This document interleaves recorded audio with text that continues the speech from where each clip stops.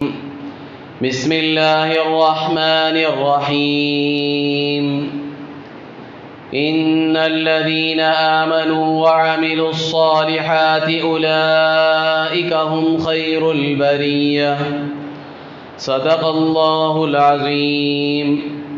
وقال النبي صلى الله عليه وسلم لا يؤمن أحدكم حتى يكون هواه تبعا لما جئت به أو كما قال رسول الله صلى الله عليه وسلم.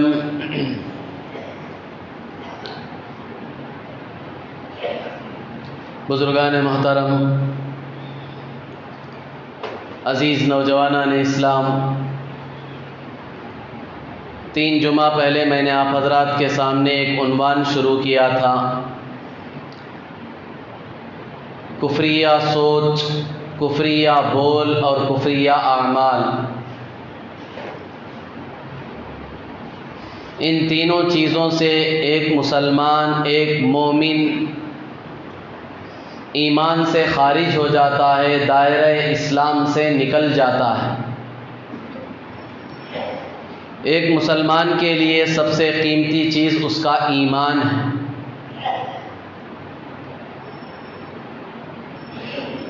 کیونکہ دنیا اور آخرت دونوں جہاں کی کامیابی کا دار و مدار اللہ تعالیٰ نے ایمان پر رکھا ہے. ایمان ہے تو دونوں جہاں کی کامیابی کا اللہ کا وعدہ ہے. ایمان نہیں ہے تو پھر دونوں جہاں کی ناکامی طے ہے، یقینی ہے. اور اللہ کے نزدیک ایمان والے کے ایمان کی بڑی قدر ہے. اسی لیے حدیث میں فرمایا گیا کہ ایک مومن کے دل میں رائی کے دانے کے برابر بھی ایمان رہے گا تو ایک نہ ایک دن اسے ضرور اللہ تعالیٰ جنت میں داخل فرمائیں. رائی کے دانے کے برابر، چھوٹا سا. دوزخ میں تو جائے گا ایمان کی کمی کی وجہ سے، کیونکہ اتنا ہی ہے اس کے پاس ایمان، رائی کے دانے کے برابر ہے. تو پہلے ہی اول مرحلے میں اللہ اسے جنت کا فیصلہ نہیں فرمائیں گے، بلکہ دوزخ میں ڈالا جائے گا، سزائیں دی جائیں گی. اس کے بعد اللہ تبارک و تعالیٰ اسے جنت میں ایک نہ ایک دن ضرور پہنچائیں گے.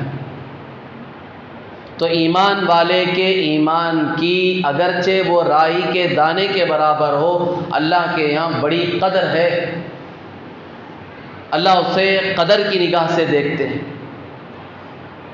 اسی لیے ایک دوسری حدیث میں فرمایا، یہ کائنات، یہ چاند سورج، یہ اللہ کا پورا نظام، روزی بارش، جتنی چیزوں کا چل رہا ہے وہ اس وقت تک چلے گا جب تک دنیا میں ایک ایمان والا زندہ رہے گا.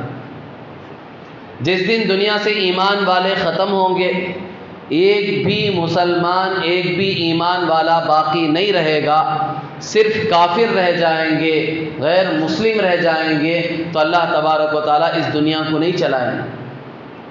اس دنیا کے خاتمے کا اللہ فیصلہ کر دیں گے کہ میری یہ کائنات، میری یہ انعامات ان کے لیے نہیں ہے، کہ اب ان کے لیے یہ نظام نہیں چلایا جائے گا. اتنا بڑا نظام کائنات کا وہ اب ان کے لیے نہیں چلایا جائے گا. وہ تو مسلمان کی برکت سے چل رہا تھا. جتنے کھا رہے ہیں، پی رہے ہیں، موج مستی کر رہے ہیں، مزے کر رہے ہیں، یہ سب مسلمانوں کی، ایمان والوں کے طفیل ہے، ان کی برکت سے مل رہا ہے ان کو سب. اور جس دن یہ ختم ہوں گے دنیا سے، اللہ اس نظام کو ختم کر دیں گے، توڑ پھوڑ کر فنا کر دیں گے، پھر فیصلہ کا دن آ جائے. تو یہ ایک مسلمان کی، ایمان والے کی اللہ کے نزدیک اتنی قدر و قیمت. غرض بزرگان محترم، تو ایمان کے بارے میں تفصیل ہمارے سامنے آئی تھی مختصر طور پر جبریل علیہ السلام کی اس حدیث، جس میں جبریل علیہ السلام نے خود آ کر حضور صلی اللہ علیہ وسلم سے پوچھا تھا ایمان کسے کہتے ہیں. حضور صلی اللہ علیہ وسلم نے جواب دیا تھا، ان تؤمن باللہ وملائکتہ وکتبہ ورسلہ والیوم الآخر وتؤمن بالقدر خیرہ وشرہ من اللہ تعالی۔ تو یہاں اس حدیث میں نے آپ حضرات کے سامنے اللہ پر ایمان لانا، فرشتوں پر ایمان لانا اور کتابوں پر ایمان لانا کسے کہتے ہیں، اس کی کیفیت کیا ہے، اس کی تفصیل آپ حضرات کے سامنے میں نے بیان کر دی۔ چوتھی چیز تھی اللہ کے رسولوں پر بھی ایمان لانا۔ اللہ کے رسول چاہے وہ انبیاء ہو چاہے وہ رسول ہو، رسول اور نبی میں فرق ہے۔ نبی جس کو اللہ تعالیٰ نے نئی شریعت اور نئی کتاب نہیں دی ہے، قوم کی ہدایت کے لیے بھیجا ہے، لیکن اس نبی کو اللہ نے باقاعدہ نئی شریعت نہیں دی اور نئی کتاب نہیں دی، بلکہ وہ نبی ان سے پہلے جو رسول آئے ہیں، نئی شریعت نئی کتاب لے کر آئے ہیں، انہی تعلیمات کو سامنے رکھ کر اپنی قوم کو سمجھاتے تھے، اس راستے پر چلانے کی کوشش کرتے تھے۔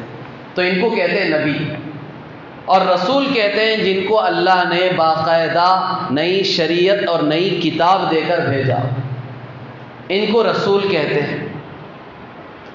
تو اللہ تبارک و تعالیٰ نے اپنے انبیاء علیہ الصلاۃ والسلام اور رسولوں کو دنیا میں بھیجا انسانوں کی رشد و ہدایت کے لیے، ان کو صحیح راستے پر لانے اور چلانے کے لیے۔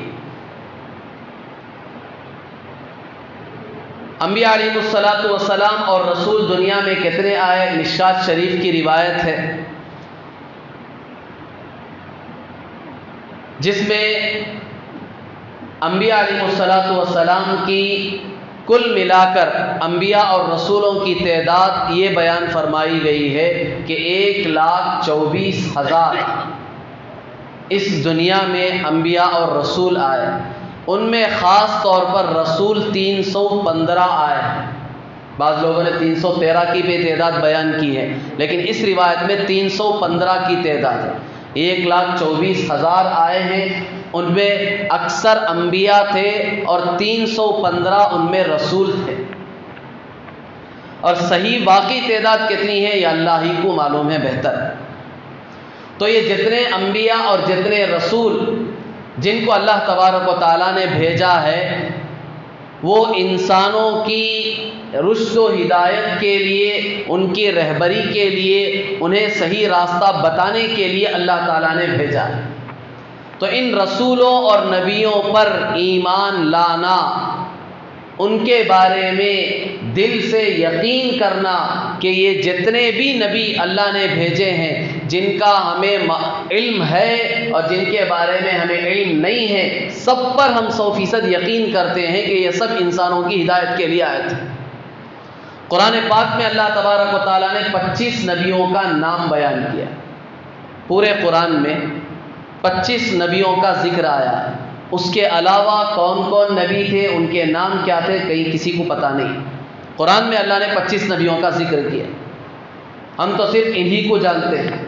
آدم علیہ السلام ہو، نوح علیہ الصلاۃ والسلام ہو، ادریس علیہ السلام، ابراہیم علیہ الصلاۃ والسلام، اسماعیل علیہ السلام، اسحاق علیہ السلام، یعقوب علیہ السلام، یوسف علیہ السلام، موسیٰ علیہ السلام، ہارون علیہ السلام، الیاس علیہ السلام، یونس علیہ السلام، زکریا علیہ السلام، یحییٰ علیہ السلام، ذوالکفل، ان کو بعض مفسرین نے نبیوں میں شمار کیا ہے اور بعض نے کہا ہے کہ ٹھیک سے پتہ نہیں یہ نبیوں میں ہے یا نہیں۔ اور پھر عیسیٰ علیہ الصلاۃ والسلام، اور سب سے آخر میں جناب محمد رسول اللہ صلی اللہ علیہ وسلم۔ یہ تقریباً 25 انبیاء علیہ الصلاۃ والسلام ہیں جن کا ذکر قرآن میں آیا ہے۔ ان سب پر 100% یقین کرنا، دل سے ان کے بارے میں یہ بات مان لینا کہ یہ سب انسانوں کی ہدایت کے لیے آئے تھے۔ ہم مسلمان ہیں تو صرف حضور صلی اللہ علیہ وسلم پر ایمان لانا کافی نہیں ہوگا، بلکہ ان سب رسولوں پر، نبیوں پر ایمان لانا بھی ایمان کا حصہ ہے۔ ایک نبی کا بھی اگر ہم انکار کریں گے یا ان کے بارے میں شک اور ڈاؤٹ ہمیں ہوگا تو ہمارا ایمان کامل نہیں ہوگا، ایمان خطرے میں پڑ جائے۔ یہی کام تو کیا تھا یہودیوں نے، موسیٰ علیہ السلام پر تو ایمان تھا، نبی مانتے تھے، لیکن بعد میں موسیٰ علیہ السلام کے بعد جب عیسیٰ علیہ السلام آئے تو ان کا انکار کر دیا کہ ہم ان کو نبی نہیں مانیں، حالانکہ تورات میں تھا ہر نبی جو آنے والا ہوتا تھا وہ بعد میں آنے والے نبی کے بارے میں ذکر کرتا تھا، ان کی کتابوں میں اس کا بیان ہوتا تھا، تاکہ یہ نبی اپنی قوم کو بتائے کہ میرے بعد فلاں نبی آنے والا ہے، تمہیں اسے بھی نبی ماننا ہے، ان کے بتائے ہوئے راستے پر تمہیں چلنا ہے۔ یہ باقاعدہ ہر نبی ذکر کرتے تھے، تو تورات میں تو موجود تھا، لیکن یہودیوں نے اس کا انکار کیا، تو موسیٰ علیہ السلام پر ایمان لانے کے باوجود بھی اب یہ کافر ہو گئے۔ کیوں؟ اس لیے کہ عیسیٰ علیہ السلام پر ایمان نہیں۔ اور اسی طرح حضور صلی اللہ علیہ وسلم کے زمانے میں بھی یہودی موسیٰ علیہ السلام کو تو مانتے تھے، عیسیٰ علیہ السلام کو بھی نہیں مانتے تھے، اور حضور صلی اللہ علیہ وسلم کو بھی انہوں نے نہیں مانا کہ یہ نبی نہیں ہو سکتے۔ چنانچہ موسیٰ علیہ السلام کو نبی مان کر ان کی شریعت پر عمل کرنے کے باوجود یہ یہودی کافر ہیں۔ کیوں؟ دوسرے نبیوں کو نہیں مان رہے۔ اسی طرح عیسیٰ علیہ السلام کو ماننے والے عیسیٰ علیہ السلام کو مان رہے ہیں، ان کی شریعت پر چل رہے ہیں، لیکن موسیٰ علیہ السلام کو نہیں مان رہے ہیں، اور اسی طرح حضور صلی اللہ علیہ وسلم کو نہیں مان رہے ہیں، تو بھی وہ کافر ہیں، حالانکہ اپنے نبی کو وہ مان رہے ہیں، ان کی بتائی ہوئی شریعت پر عمل کر رہے ہیں، لیکن ان سے پہلے موسیٰ علیہ السلام کو نہیں مان رہے، اور بعد میں آنے والے حضور صلی اللہ علیہ وسلم کو انہوں نے نبی نہیں مانا، تو کافر ہو۔ یہی مسئلہ مسلمانوں کا بھی ہے، ہمیں صرف حضور صلی اللہ علیہ وسلم پر ایمان نہیں لانا، حضور صلی اللہ علیہ وسلم پر تو ایمان لانا ہی ہے، تبھی تو مسلمان کہلائیں گے، لیکن حضور صلی اللہ علیہ وسلم کے ساتھ ساتھ آدم علیہ السلام سے لے کر اب تک جتنے انبیاء اور رسول آئے سب کو نبی اور اللہ کا رسول ماننا یہ بھی ایمان کا حصہ ہے۔ صرف ماننا ہے، ان کی شریعت پر عمل نہیں کریں گے، عمل نہیں کیا جائے گا، ان کو صرف نبی اور اللہ کا رسول مانیں گے، ان کی شریعت اور ان کی بتائی ہوئی باتوں پر عمل کرنا یہ مناسب نہیں ہے، اس کی اجازت نہیں ہے، وہ کام صرف حضور صلی اللہ علیہ وسلم کی شریعت ہوگی، آپ علیہ السلام کی شریعت، آپ کا لایا ہوا دین، صرف اس پر عمل کریں گے، آپ کو نبی بھی مانیں گے، رسول بھی مانیں گے، آپ نبی بھی ہیں رسول بھی ہیں، حضور صلی اللہ علیہ وسلم نبی بھی ہیں رسول بھی ہیں، دونوں ہیں، آپ دونوں آپ کو مانیں گے بھی، اور پھر اس کے ساتھ ساتھ آپ کا لایا ہوا دین، لائی ہوئی شریعت پر 100% عمل بھی کریں گے۔ لیکن پچھلے انبیاء علیہ السلام صرف ان کو نبی ماننا اور ان کی لائی ہوئی شریعت اور ان کی لائی ہوئی کتابوں کو صحیح ماننا اتنا کافی ہے، اس پر عمل نہیں کیا جائے گا۔ تو رسولوں پر ایمان لانے کا مطلب یہ ہے کہ سارے انبیاء علیہ السلام پر اجمالی طور پر ایمان لانا، اور خاص طور پر حضور صلی اللہ علیہ وسلم کی بتائی ہوئی ساری باتوں کو ماننا، اقرار کرنا اور اس پر عمل کرنے کی کوشش کرنا، یہ ایمان کا حصہ ہے۔ اس کے بعد ایمان میں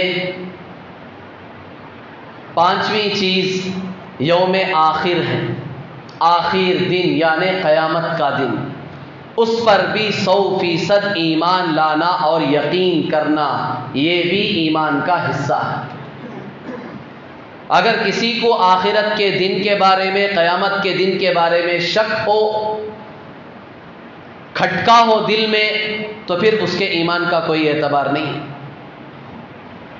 آخرت کا دن ایک دن آنے والا ہے جسے قیامت کا دن کہتے ہیں۔ قرآن پاک میں علامہ جلال الدین سیوطی رحمۃ اللہ علیہ کہتے ہیں اللہ تعالیٰ نے قرآن پاک میں قیامت کے تقریباً 100 نام بیان کیے، 100 نام قیامت کے قرآن میں الگ الگ، القاریعہ، الحاقہ، الساعہ، القیامہ، الگ الگ نام اللہ تعالیٰ نے قیامت کے قرآن پاک میں بیان کیے، تقریباً 100 نام بیان کیے۔ اس کا یقین 100% ہونا چاہیے، قیامت کا دن ہے، وہ ہوگا، ضرور آنے والا ہے، اور جب وہ دن آئے گا تو پوری کائنات اللہ توڑ پھوڑ کر فنا کر دے، اس کا بھی یقین ہونا چاہیے۔ ایسے نہیں کہ دنیا فنا نہیں ہوگی، ختم نہیں ہوگی، پوری دنیا کو اللہ ختم کریں گے، پورے پلانٹ، پورے گیلیکسی سب اللہ توڑ پھوڑ کر ختم کر دیں، جتنا دیکھا ہے وہ بھی، جو اب تک نہیں دیکھا ہے وہ بھی سب توڑ پھوڑ کر ختم کر دیں گے، اور اتنا ہی نہیں، ان سب کے اوپر جو پہلا آسمان ہے اللہ اسے بھی توڑے گا، وہ بھی پھٹنا شروع ہوگا، بالکل بیچ سے پھٹنا شروع ہوگا، کریک یہاں سے پڑیں گے۔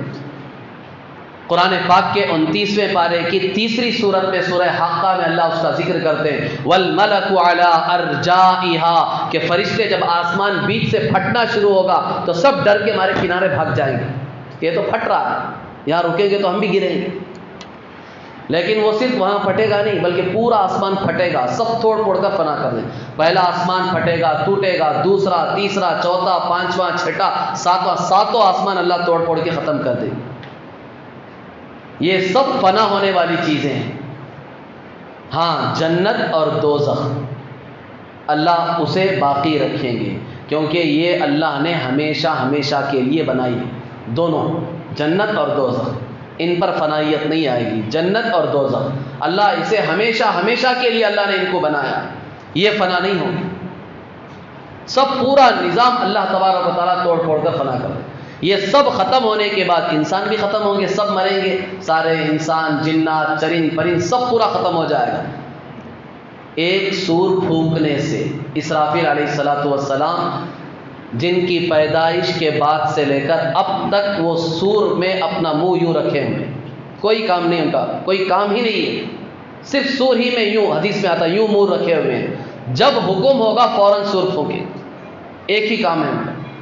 اور اس کی آواز ایسی خطرناک ہوگی کہ سب پر فنائیت آئے گی، صرف اس ایک آواز سے پوری کائنات ٹوٹے گی، پھوٹے گی، سارے زمین، سارے آسمان، سب جتنی بھی چیزیں سب فنا ہو جائے، سب ختم ہو جائے۔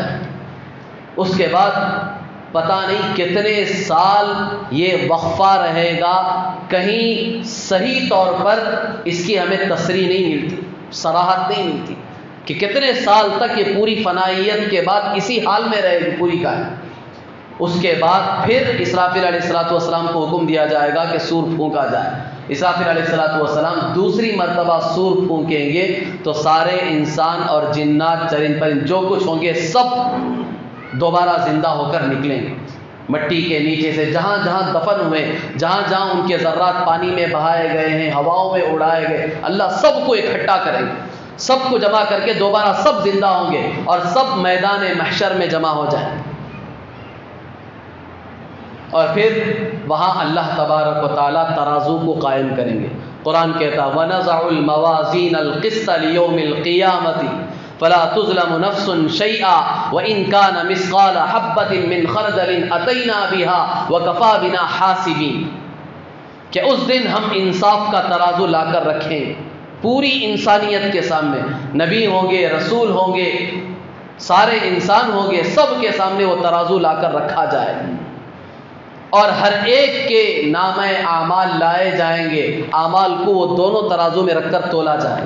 بعض روایتوں میں آتا ہے کہ ہر ایک کے عمل کو اللہ ایک ایک صورت دیں گے۔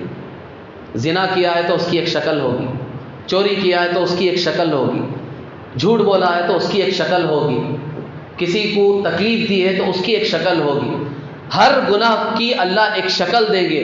وہ سارے گناہوں کو آدمی خود اپنے کاندھوں پر اٹھا کر لے کر آئے گا قیامت کے میدان، بدبو نکل رہی ہوگی۔ بعض روایتوں میں آتا یہ اعمال جو اپنے کاندھے پر لے کر آئے گا ان میں انتہائی درجے کی بدبو بھی نکل رہی ہوگی اور وہ اس کے اعمال بری صورت میں ہوں گے۔ سب کو اللہ ایک فیس دیں گے، ایک صورت دیں گے، ہر ایک عمل کو ایک صورت دیں گے اللہ تعالیٰ۔ وہ اللہ کے لیے کوئی مشکل نہیں ہے۔ آج کے اس ترقی یافتہ دور میں آدمی جو چیزیں آدمی تصور نہیں کر سکتا وہ چیزوں کو بھی آدمی ایک شکل دے کے دکھا دیتا ہے، تو اللہ تبارک و تعالیٰ کے لیے کیا مشکل ہے؟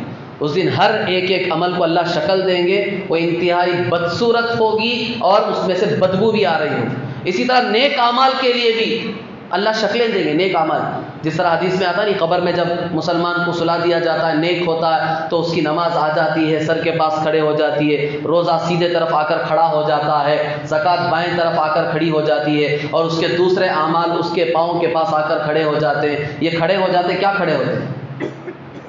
روزہ کیا چیز ہے؟ آپ دکھا سکتے ہیں آپ اسے روزے کو؟ آپ تو بھوکے رہ کر آپ نے روزہ رکھا ہے، تو حدیث میں جو آ رہا ہے کہ قبر میں روزہ آ کر کھڑا ہوگا تو کیا کھڑا ہوگا؟ اسے اللہ ایک شکل دیں گے روزوں کو. ہم نے جو روزے رکھے ہیں اللہ اسے خوبصورت شکل دیں گے. قبر میں وہ ہماری انسیت کے لیے، ہماری اجنبیت کو دور کرنے کے لیے، ہمارا ساتھ دینے کے لیے وہ قبر میں آ کر کھڑے ہو جائیں. ان کو دیکھ کر ہم خوش ہو گئے کہ یہ میرے آ گئے ہیں، اپنے آ گئے. یہ سب دنیا میں میرے ساتھ تھے، نماز میں ان کو پڑھتا تھا، یہ میرا ساتھی تھا، آج میرے ساتھ آ کر کھڑا ہو گیا. قبر کی اندھیری کوٹری سے مجھے بچانے کے لیے، یہاں کے کیڑے مکوڑوں کا جو ڈر میرے دل میں بیٹھا ہوا ہے اسے دور کرنے کے لیے، بھگانے کے، یہ سب ساتھی آ کر جمع، پورے نیک اعمال آ کر جمع، سب کو اللہ ایک شکلیں دے دیں، اچھی خوبصورت شکل میں آ کر کھڑے ہو، تو ساری تنہائی کا ڈر خوف سب ختم ہو جائے گا. تو قیامت کے دن جو نیک آدمی ہوں گے ان کے بھی اعمال کو اللہ شکل دیں گے، وہ بھی اپنے اعمال کو لے کر آئیں گے. خوبصورت شکلیں ہوں گی، خوشبوئیں پھوٹ رہی ہوں گی. جو گنہگار ہوں گے ان کے اعمال کی شکلیں بدصورت ہوں گی اور بدبو پھوٹ رہی ہوں. تو یہ سب لے کر آئیں گے، اللہ ترازو میں رکھ کر ان کو تولیں گے باقاعدہ. گناہوں کو ایک جگہ رکھا جائے گا اور نیکیوں کو ایک جگہ رکھا جائے گا. جس کا پلہ بھاری ہوگا، بھاری ہونے کا مطلب جو ترازو کا حصہ نیچے جائے گا وہ بھاری ہوگا، جو ہلکا ہوگا وہ اوپر اٹھ جائے گا. گناہ اوپر اٹھ گئے، نیکیاں نیچے چلی گئی، جنت کا فیصلہ ہو گیا. گناہ اوپر اٹھ گئے، گناہ نیچے چلے گئے، نیکیاں اوپر اٹھ گئی تو نیکیاں ہلکی ہو گئی، تو اس کے لیے دوزخ کا فیصلہ ہو جائے. لیکن انسانوں میں ایک تیسری قسم بھی ہوگی جن کے اعمال دونوں برابر ہو جائیں. یوں آ کر کھڑ جائے گا ترازو بالکل برابر، گناہ بھی برابر، نیکیاں بھی برابر. اب ان کے لیے کیا فیصلہ ہوگا؟ اللہ تبارک و تعالیٰ ان کو مقام اعراف میں ڈال دیں گے. 8ویں پارے میں پوری ایک سورت ہے، پوری سورت کا نام ہی آراف ہے، سورۃ الاعراف. 8ویں پارے میں ہے قرآن میں، اس میں اس کا ذکر ہے. یہ جنت کی جو تیسری قسم ہے، یہ لوگوں کی جو تیسری قسم ہے ان کا ذکر ہے. مقام اعراف، ان کو اوپر ڈال دیا جائے گا، وہ اونچے حصے پر ہوگے. آپ اسے یوں سمجھیں کہ یہ طرف جنت ہے، یہ طرف دوزخ ہے. یہ بیچ میں ایک دیوار ہوگی، اونچی ہوگی اور بہت چوڑی ہوگی دیوار. اس پر ان لوگوں کو ڈال دیا جائے گا جن کی نیکیاں اور جن کے گناہ بالکل ترازو میں برابر ہو گئے. اب ان کو کیا فیصلہ کیا جائے گا؟ جنت کا نہیں کر سکتے کیونکہ زیادہ نہیں ہے نیکیاں، دوزخ کا بھی نہیں کر سکتے کیونکہ گناہ بھی زیادہ نہیں ہے، دونوں برابر ہیں، تو بیچ میں ڈال دیا جائے. اب یہ وہاں رہ کر دونوں کو دیکھیں گے، بات چیت ہوگی، باقاعدہ بات چیت ہوگی. یہ پوری صورت آپ ترجمے کے ساتھ پڑھیں. میں آپ سے کہہ رہا ہوں 8ویں پارے میں سورہ آراف ہے، یہ صورت آپ ترجمے کے ساتھ پڑھیں. تھوڑی سی بڑی صورت ہے، ترجمے سے پڑھیں. یہ جو میں نقشہ ابھی بتا رہا ہوں وہ پورا نقشہ اللہ نے اس صورت میں کھینچا ہے. یہ باقاعدہ یہ آراف میں رہنے والے سب سے گفتگو کریں گے. دوزخیوں کو دیکھ کر ان سے بھی بات چیت کریں گے، جنتیوں کو دیکھ کر ان سے بھی بات چیت کریں گے، ان کو خوشخبری کہیں گے، سلام دیں گے، سلام علیکم، کہ تمہارے اوپر سلامتی ہو کہ تم جنت میں چلے گئے. یہ سب سے گفتگو کریں گے اور خود جنتی اور دوزخی دونوں ایک دوسرے کو دیکھیں گے. حالانکہ کروڑوں کلومیٹر کا فاصلہ ہوگا. جنت تو کتنی بڑی ہے، وہ اپنی جگہ پر ہوں گے، دوزخی اپنی جگہ پر ہوں گے، لیکن دونوں دیکھیں گے ایک دوسرے کو، دیکھیں گے، اللہ دکھائیں گے.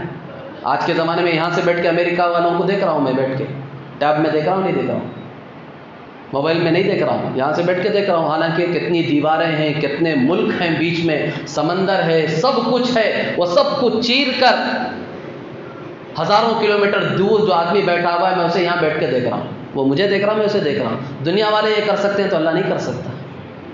وہ تو بادشاہوں کا بادشاہ ہے، اس کی قدرت کے تو کیا کہنے. اللہ سب کو دکھائیں گے، جنتی دوزخی کو دیکھیں گے، دوزخی جنتی کو دیکھیں گے. دیکھنے کے بعد بات چیت ہوگی باقاعدہ ان کی. اللہ یہ کیوں دکھائیں گے؟ تاکہ دونوں کو احساس ہو، جنتیوں کو اس بات کا احساس ہونا چاہیے کہ اللہ نے ہمیں کتنی بڑی نعمت دی ہے اور کتنی بڑی مصیبت سے اللہ نے ہمیں بچا لیا ہے. وہ احساس ہونا، اللہ کے انعامات کا احساس ہونے کے لیے اللہ دوزخ دکھائیں گے، کیونکہ بری چیز دیکھیں گے تب پتہ چلے گا کہ یہ کتنی بڑی نعمت ہے. وہاں اللہ کا شکر ادا کریں گے، اللہ تو نے ہمیں اتنی بڑی مصیبت سے بچا لیا. اور دوزخی جنتی کو ان کی نعمت کو دیکھیں گے. اللہ کیوں دکھائیں گے؟ تاکہ ان کو پتہ چلے کہ کتنی بڑی نعمت کو ٹھوکر مار کر ہم دنیا میں آئے ہیں. اتنی بڑی نعمتوں کو ہم دنیا میں ٹھوکر مار کر آج آئے ہیں، آج یہاں ہم پڑے ہوئے ہیں. پھر روایت میں آتا ہے اللہ تبارک و تعالیٰ آخر میں ان مقام آراف میں رہنے والوں کی طرف توجہ فرمائیں گے. پھر اللہ تعالیٰ کہیں گے کہ جاؤ میں نے تمہیں اپنے فضل سے جنت میں داخل کر دیا. اللہ ان کو جنت میں داخل کر دیا. لیکن اول مرحلے میں نہیں. کیوں؟ اس لیے کہ نیکیاں اور برائیاں دونوں برابر ہیں. اللہ ان کو وہاں اوپر ڈال دے. آخر میں اللہ تعالیٰ ان کو بھی جنت کا فیصلہ کرے. تو اس پر ہمارا 100% یقین کہ یہ آخرت کا دن، یہ قیامت کا دن، یہ آنے والا ہے، یہ ضرور آئے گا، اس پر بھی ہمارا 100% یقین ہونا چاہیے. اس کے بارے میں ذرہ بھی اگر شک ہے، جیسے کہ کافر کہتے تھے، صاف کہتے تھے اَإِذَا مِتْنَا وَكُنَّا تُرَابًا وَعِظَامًا أَإِنَّا لَمَبْعُوثُونَ، کیا ہم مر جائیں گے اور مٹی ہو جائیں گے اور ہماری ہڈیاں بکنی بکنی ریزہ ہو جائیں گی تو کیا ہمیں دوبارہ زندہ کیا جائے گا؟ نہیں کیا جائے گا. جو کچھ مزہ کرنا ہے یہی مزے کر لو. آخرت نام کی کوئی چیز نہیں ہے، دوبارہ ہمیں زندہ نہیں کیا جائے گا. اس طرح اگر مسلمان کو شک ہو تو اس کا ایمان خطرے میں پڑ جائے. یہ 100% یقین ہونا چاہیے. پھر اس کے بعد آخری چیز وَتُؤْمِنَ بِالْقَدْرِ خَيْرِهِ وَشَرِّهِ، ہر خیر اور شر پر بھی ایمان لانا کہ یہ اللہ کی طرف سے. دنیا میں جتنے خوشگوار حالات ہیں، ناگوار حالات ہیں، جتنی خوشیاں انسانوں کو مل رہی ہیں، جتنی پریشانیاں مصیبتیں انسانوں کو پہنچ رہی ہیں، سب پر ایمان لانا، یقین کرنا کہ یہ اللہ کی طرف سے ہے. یہ اللہ ہی کی طرف سے، اللہ ہی کر رہے ہیں، اسی کے کرنے سے ہو رہا، اور کوئی طاقت نہیں ہے، کوئی قدرت نہیں ہے، سب کچھ اللہ کے کرنے سے ہو رہا ہے. اس پر 100% ہمارا یقین ہونا چاہیے. ایک مسلمان کا یقین یہ ہونا چاہیے کہ اگر وہ موت کے سامنے بھی کھڑا ہو، ایک مسلمان ایٹم بم کے سامنے کھڑا ہو، تب بھی اس کے دل میں اس بات کا یقین ہونا چاہیے کہ موت دینے والی ذات اللہ کی ہے. یہ سامنے کا آلہ، یہ ہتھیار مجھے مار نہیں سکتا اگر اللہ نہ چاہے. یہ مضمون حضور صلی اللہ علیہ وسلم نے بہت ہی آسان الفاظ میں ایک صحابی عبداللہ ابن عباس رضی اللہ تعالیٰ عنہ کو سمجھایا کہ اگر پوری کائنات اس بات کا ارادہ کر لیں کہ تمہیں نقصان پہنچائے اور اللہ تمہیں نقصان نہ پہنچانا چاہے تو یہ تمہیں ذرہ بھی نقصان نہیں پہنچا سکتے. اور اگر پوری دنیا اس بات کا ارادہ کر لے کہ تمہیں نفع پہنچانا چاہے اور اللہ تمہیں نفع پہنچانا نہیں چاہتا تو یہ پوری دنیا مل کر تمہیں نفع نہیں پہنچا سکتی، کیونکہ اللہ نہیں چاہ رہا. تو پوری دنیا مل کر تمہیں کیسے نفع پہنچا سکتے، کیسے بچا سکتے؟ پورے ڈاکٹر اکٹھا ہو جائیں کہ یہ مریض کو بچانا ہے، اللہ چاہتا ہے کہ اسے فی الوقت مارنا ہے، تو نہیں بچا سکیں، وہ مرے گا. تو اس پر ہمارا 100% یقین ہونا چاہیے. دنیا میں جتنی بھلائیاں ہو رہی ہیں اور جتنی برائیاں ہو رہی ہیں، یہ سب اللہ کی طرف سے، سب کے پیچھے اللہ کی قدرت کار فرما ہے، اس کی قدرت ہی سے یہ سب کچھ ہو رہا ہے. تو ان سب چیزوں پر اس طرح تفصیل سے ایمان لانا، اسے ایمان کہتے ہیں. ایمان کو ہم صرف چھوٹی موٹی چیز سمجھتے ہیں، بلکہ ان سب چیزوں پر اس اعتقاد کے ساتھ، اس یقین کے ساتھ ان چیزوں کو ماننا، اقرار کرنا، یہ ہے ایمان. اور اگر اس کے خلاف کام ہو رہے ہیں تو اسی کو کہتے ہیں کفر اور شرک. کفر اور شرک میں تھوڑا سا فرق ہے. کفر کہتے ہیں یہ جتنی باتیں ابھی میں نے بتائی، آمنت باللہ وملائکتہ وکتبہ ورسلہ والیوم الآخر والقدر خیرہ وشرہ من اللہ تعالی والبعث بعد الموت، یہ جو 7 چیزوں پر ایمان لانا ہے، ان چیزوں میں سے کسی ایک چیز کا بھی اگر کوئی انکار کر دے تو وہ کافر ہو جاتا ہے. ایک چیز کا بھی، اللہ کا، اس کے فرشتوں کا، یا اس کی کتابوں کا، یا اس کے رسولوں کا، یا قیامت کے دن کا، اچھی بری تقدیر کا، یا بعث بعد الموت کا، اگر 7 کا نہیں 7 کا کرے گا تو بدرجہ اولا کافر ہوگا. ایک کا بھی انکار کرے گا، ایک کو بھی نہیں مانے گا تو کافر ہو جائے گا. تو کافر کہتے ہیں انکار کرنا، ان 7 چیزوں میں سے کسی ایک چیز کا بھی انکار کرے گا تو کافر ہو جائے گا. اس کے بالمقابل ایک لفظ استعمال ہوتا ہے مشرک.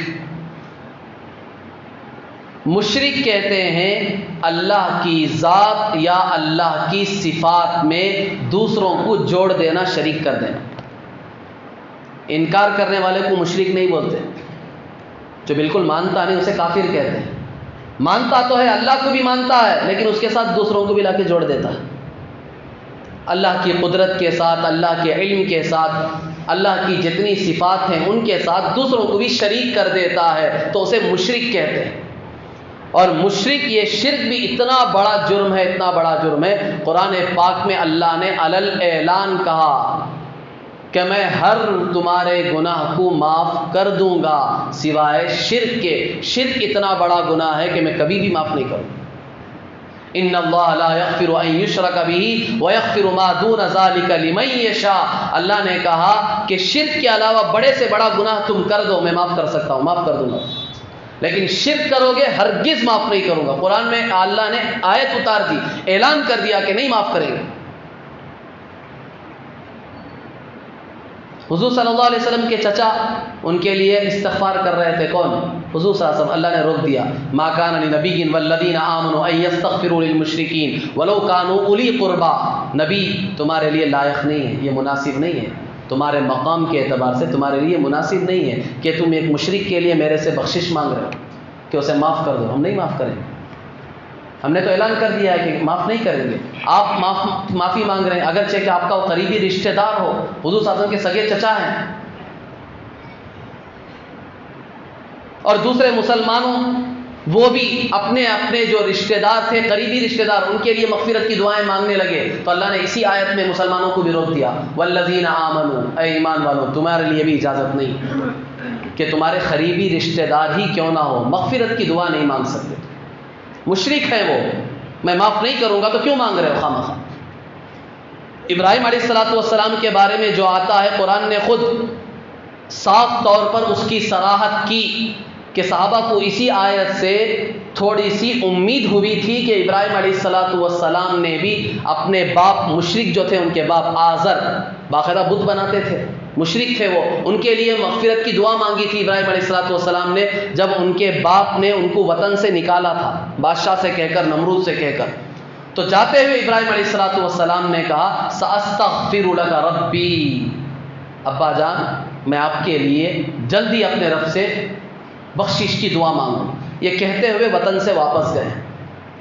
تو یہ آیت سے، اس چیز سے، اس واقعے سے صحابہ کو تھوڑی سی امید ہوئی کہ ابراہیم علیہ السلام نے اپنے مشرک باپ کے لیے مغفرت کی دعا مانگی تھی، ہم بھی مانگ سکتے ہیں، چنانچہ صحابہ نے بھی مانگا۔ تو اللہ تعالیٰ نے فوراً آیت نازل فرمائی اور اس کی صراحت کی کہ ابراہیم علیہ السلام نے جو آپ کے باپ کے لیے، مشرک کے لیے مغفرت کی دعا مانگی تھی، وہ اس وقت مانگی تھی جب ان کے باپ ابھی زندہ تھے، اور اس امید پر مغفرت کی دعا مانگی تھی کہ ہو سکتا ہے میری دعا سے اللہ تبارک و تعالیٰ ان کو ایمان کی توفیق دے دے، وہ مسلمان بن جائے اور اللہ ان کو معاف کر دے۔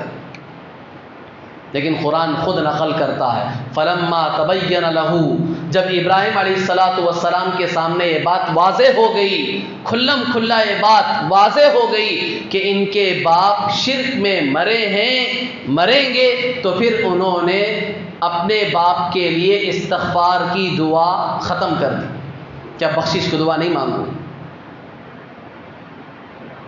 تو حضور صلی اللہ علیہ وسلم اور صحابہ سے بھی کہا گیا کہ مشرک کے لیے مغفرت کی دعا نہیں مانگنی ہے، مانگو گے تو بھی قبول نہیں ہو، حضور کو روک دیا گیا۔ تو اتنا بڑا جرم ہے یہ شرک، شرک کی معافی اللہ کے یہاں نہیں۔ اب یہ شرک کی قسمیں ہیں، شرک کا مطلب صرف اتنا ہے، اللہ کی ذات میں شریک کرنا، اللہ کی صفات میں شریک کرنا۔ اللہ کی ذات میں شریک کرنا کسے کہتے ہیں؟ اللہ کی طرح دوسرے کو ماننا، خدا، اللہ بھی ایک خدا ہے، یہ بھی ایک خدا ہے، جس طرح غیر بھی بہت سارے بتوں کو اللہ کے ساتھ، خدا کے ساتھ شریک کرتے ہیں کہ یہ بھی خدا ہے، یہ بھی خدا ہے۔ عیسائی خود عیسیٰ علیہ السلام کو بھی خدا مانتے ہیں، عیسائیوں میں بھی الگ الگ فرقے ہیں۔ بعض عیسائی عیسیٰ علیہ السلام کو خدا کی طرح خدا مانتے ہیں، بعض عیسائی عیسیٰ علیہ السلام کو اللہ کا بیٹا مانتے ہیں، اور بعض عیسائی عیسیٰ علیہ السلام کے ساتھ بی بی مریم کو بھی خدا مانتے ہیں، اور بعض جو ہے جبریل علیہ السلام کو بھی خدا مانتے ہیں۔ تو یہ اللہ کے ساتھ دوسروں کو خدا ماننا، یہ اللہ کی ذات میں شرک کرنا ہے، یہ بھی حرام ہے، ناجائز ہے۔ ایسا عقیدہ رکھنے والا کوئی بھی ہو، اللہ اس کی کبھی بھی مغفرت نہیں فرما۔ اسے کہتے ہیں شرک فی الذات، اللہ کی ذات میں شریک کرنا۔ اور پھر اس کے ساتھ شرک فی الصفات ہے، اللہ کی صفات میں شریک کرنا۔ اللہ کی صفات میں شریک کرنے کا مطلب کیا ہے؟ ایک ہے اللہ کی قدرت، شرک فی القدرت کہتے ہیں۔ اللہ تعالیٰ جس طرح ہر چیز پر قادر ہے، اسی طرح فلاں نبی یا فلاں رسول یا فلاں ولی یا فلاں پیر صاحب یا فلاں، یہ بھی ان سب چیزوں کی قدرت رکھتے ہیں۔ اس طرح اگر کسی مسلمان کا عقیدہ ہے تو اسے کہتے ہیں شرک فی الصفت۔ جیسے اللہ تعالیٰ اولاد کون دیتا ہے؟ اولاد کون دیتے ہیں؟ اللہ تعالیٰ دیتے ہیں، اللہ ہی کی قدرت میں ہے۔ یہب لمن یشاء اناثا ویہب لمن یشاء الذکور، اللہ تعالیٰ جسے چاہے لڑکا دے، جسے چاہے لڑکی دے، یہ اللہ کی قدرت میں ہے۔ اب ہم یہ قدرت کسی اور کے اندر ثابت کریں کہ فلاں ولی، فلاں نبی، فلاں رسول یا فلاں پیر یہ ہمیں اولاد دے سکتے ہیں، ان سے جا کر اولاد مانگ رہے ہیں کہ یہ قدرت رکھتے ہیں اولاد دینے کی، تو پھر تم اللہ کے ساتھ ان کو شریک کرو، اللہ کے برابر لا کے تم نے ان کو کھڑا کر دیا۔ یہ ہے شرک فی القدرت۔ یا اللہ کی طرح یہ ہمیں روزی دیتے ہیں، اللہ کی طرح یہ بارش برسا سکتے ہیں، یہ اگر عقیدہ ہے تو یہ ہے شرک، ناجائز اور حرام ہے، اسے مشرک کہتے ہیں۔ ایسا عقیدہ مسلمانوں کا نہیں ہونا چاہیے۔ یہ سب قدرت صرف اور صرف اللہ کو ہے، نہ کسی نبی کو ہے، نہ کسی ولی کو ہے، نہ کسی رسول کو۔ اس کے ساتھ پھر شرک کی ایک صفت اللہ تبارک و تعالیٰ کی صفات میں سے ایک دوسری صفت ہے شرک فی العلم، علم میں اللہ کے ساتھ شریک کرنا۔ جس طرح اللہ تعالیٰ کو پوری کائنات کے ذرے ذرے کا علم ہے، اس طرح علم نبی کو ہے، رسول کو ہے، فلاں پیر کو ہے، ولی کو ہے۔ اگر اس طرح ہمارا عقیدہ ہو تو یہ بھی شرک ہے۔ قرآن پاک کھول کر پڑھو، کتنی آیتیں ہیں جس میں اللہ تعالیٰ نے اپنی نبی کی زبانی کہلوایا، اے نبی بولو، تم لوگوں کو بتاؤ کہ تمہیں غیب کا علم نہیں ہے، تم غیب کو نہیں جانتے، ہم جو بتاتے ہیں صرف تمہیں وہ معلوم ہوتا ہے، ہم جبرائیل کے ذریعے سے تمہیں بتاتے ہیں کہ دیکھو فلاں یہ کرنے والے ہیں، فلاں تمہارے خلاف سازش کر رہے ہیں، فلاں تمہارے اوپر حملہ کرنے والے ہیں، فلاں تمہارے ساتھ یہ کرنے کا ارادہ رکھتے ہیں۔ اللہ بتاتے ہیں تو حضور صلی اللہ علیہ وسلم کو معلوم ہوتا ہے۔ حضور صلی اللہ علیہ وسلم کو اللہ کی طرح سب غیب کا علم نہیں ہے۔ قرآن کھول کر پڑھو، اللہ کے رسول صلی اللہ علیہ وسلم سے خود اللہ نے کہلوایا، قرآن پاک کی آیت وَلَوْ كُنْتُ أَعْلَمُ الْغَيْبَ لَاسْتَكْثَرْتُ مِنَ الْخَيْرِ، حضور صلی اللہ علیہ وسلم نے خود اپنی زبان سے کہا اگر مجھے غیب کا علم ہوتا، قرآن کی آیت پڑھ رہا ہوں، وَلَوْ كُنْتُ أَعْلَمُ الْغَيْبَ، اگر مجھے غیب کا علم ہوتا، لَاسْتَكْثَرْتُ مِنَ الْخَيْرِ، تو میں ڈھیر سارا خیر جمع کر کے رکھ لیتا۔ وَمَا مَسَّنِيَ السُّوءُ، کوئی برا چیز مجھے ٹچ بھی نہیں کر سکتی تھی۔ اگر مجھے غیب کا علم ہوتا تو مجھے نقصان کیسے پہنچ سکتا تھا؟ غزوہ احد میں میرے دندان مبارک شہید ہوئے ہیں، میرا چہرہ زخمی ہوا ہے، میں گڑھے میں گر پڑا ہوں، اٹھ نہیں سکا۔ طائف سے جب واپس ہوا ہوں تو 6 میل تک ان شریر لڑکوں نے مجھے بھگا بھگا کے مارا ہے، پورا جسم لہو لہان ہو گیا ہے، جوتوں میں اتنا خون بھر گیا تھا کہ پیر نکلنا مشکل ہو گیا تھا۔ اگر مجھے غیب کا علم ہوتا تو میں وہاں جاتا ہی نہیں، یا جاتا تو ان سے بچ کر آ جاتا۔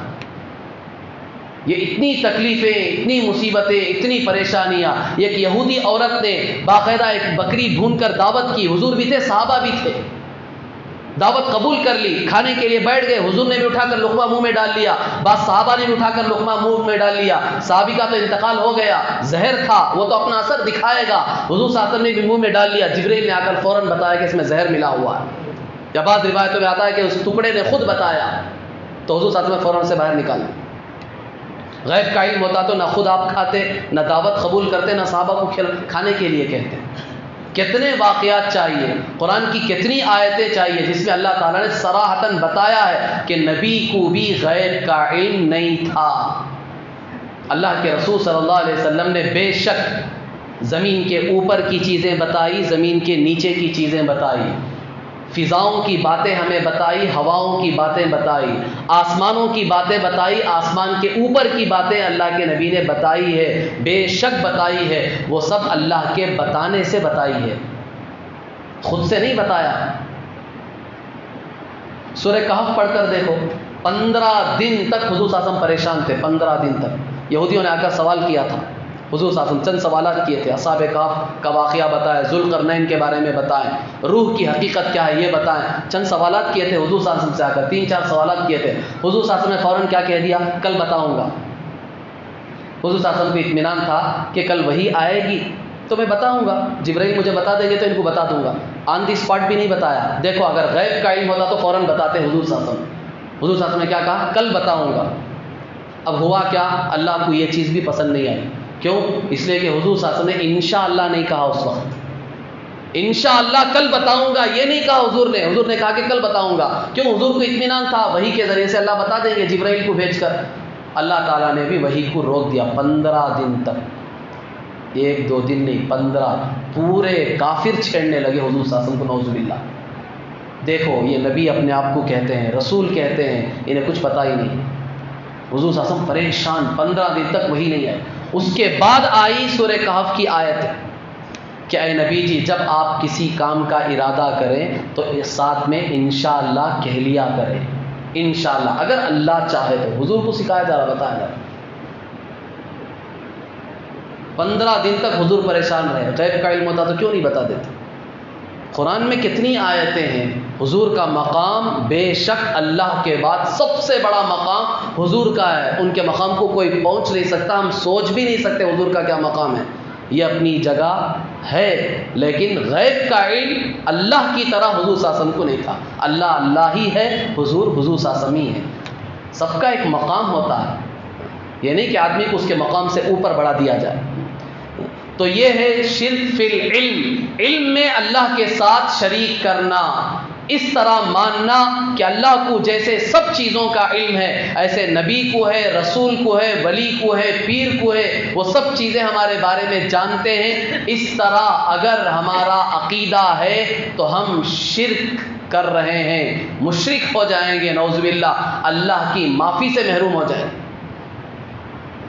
یہی ہے نجومیوں کو جا کر ہاتھ دکھانا، غیب کی خبریں، فیوچر معلوم کرتے ہیں۔ آج کل میسیجز بھی آتے ہیں ہمارے فون میں باقاعدہ، وہ انگریزی میں اسے کیا کہتے ہیں، آسٹرونومی کچھ کہتے ہیں انگریزی میں وہ لفظ، باقاعدہ وہ میسیجز آتے ہیں کہ آپ کو اگر آپ کے کل کے بارے میں معلوم کرنا ہے، پوچھنا ہے کہ آپ کا کل کیسا ہوگا، آپ کو خوشیاں آئیں گی یا پریشانی آئیں گی کیا، تو ان سے معلوم کریں۔ وہ ایڈریس باقاعدہ دیا جاتا ہے، میسیجز آتے ہیں، ہر فون میں آتے ہیں میسیجز، آپ لوگوں نے بھی دیکھا ہوگا۔ اب ہم بیٹھے بیٹھے بعض مسلمان کیا کرتے ہیں، انگلیاں کرتی، دیکھیں گے ذرا پوچھو کیا بولتے ہیں، تو آپ ان کو اللہ کے ساتھ شریک کر رہے ہیں۔ آپ کو اتنی بھی عقل نہیں، اتنا کامن سینس بھی نہیں ہے کہ وہ جاہل جسے خود اس کے بارے میں پتہ نہیں، وہ تمہارے بارے میں کیا بتائے گا؟ وہ تو تمہارے پاس بھیک مانگ رہا 4 پیسے کمانے کے لیے، اسے اگر غیب کا علم ہوتا تو وہ کروڑ پتی ہوتا، وہ تمہاری طرح فالتو اس طرح وقت بیکار کرتا تمہیں میسج بھیج کر کہ مجھ سے پوچھو۔ اسے اگر غیب کا علم ہوتا تو دنیا کے خزانے اپنے پاس جمع کر کے عیاشی کی زندگی گزار رہا ہوتا وہ تمہیں تھوڑی میسج بھیج کے تمہارے پاس بھیک مانگتا کہ 500 روپے دو، میں تمہیں تمہارا مستقبل فیوچر بتاؤں گا۔ وہ تو بھکاری ہے، وہ اسے خود اس کا پتہ نہیں ہے کہ کل اس کا کیا ہوگا، وہ تمہارے بارے میں خاک بتائے گا۔ اب لوگوں کو اتنی بھی عقل نہیں ہے، لوگ باقاعدہ میسج دیکھ کے خوش ہو جاتے ہیں، اسے کلک کرتے ہیں، باقاعدہ اندر جا کر پورا ڈیٹیلز معلوم کرتے ہیں۔ کون کر رہا ہے؟ غیر کو چھوڑو، ایک مسلمان کر رہا ہے۔ یہ شرک ہے، یہ حرام ہے، ناجائز ہے یہ عمل، ایک مسلمان کو پتہ بھی نہیں ہے۔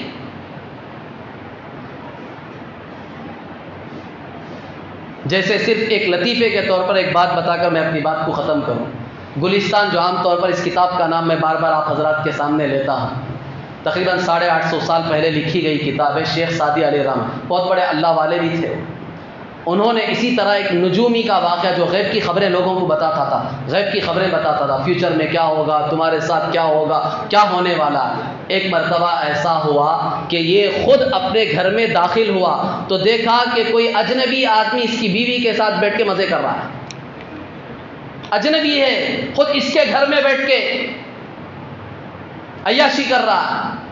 اب یہ لال پیلا ہو گیا، غصے میں اسے ڈانٹنے لگا، احمق تو کون ہے، تو کہاں سے آ گیا، کیسے آیا، میرے بیوی سے تیرا کیا تعلق ہے؟ اب دونوں کی آپس میں لڑائیاں ہو گئی۔